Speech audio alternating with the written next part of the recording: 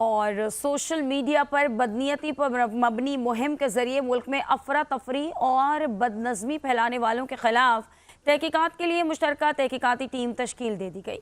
वजारत दाखिला की जानिब से जारी एलामिया के मुताबिक IG इस्लामाबाद पुलिस की सरबराही में मुश्तरका तहकीकाती टीम मुलजमान की निशानदेही करेगी, जिसके बाद उनके खिलाफ कानून के मुताबिक मुकदमा चलाया जाएगा।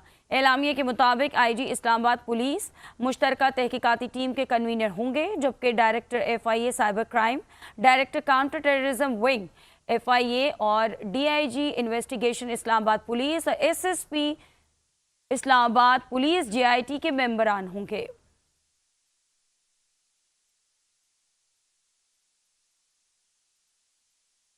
बानी PTI का 12 जिस्मानी मुकदमात में जिस्मानी रिमांड कलअदम करार देने का तहरीरी फैसला जारी कर दिया गया है। लाहौर हाईकोर्ट ने बानी PTI का 12 मुकदमात में जिस्मानी रिमांड कलअदम करार देने का तहरीरी फैसला जारी कर दिया गया। लाहौर हाईकोर्ट के जस्टिस तारिक सलीम शेख और जस्टिस अनवारुल हक पन्नू पर मुश्तमिल 2 रुकनी बेंच ने 5 सफ़ात पर मुश्तमिल तहरीरी फैसला जारी किया।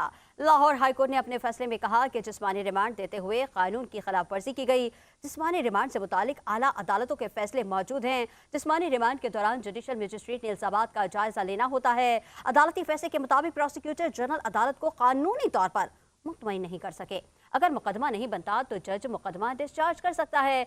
आइन हर शहरी को हुकूक फराहम करता है।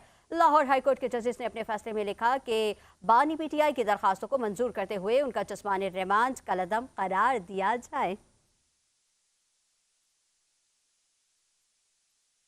सदर मुमलिका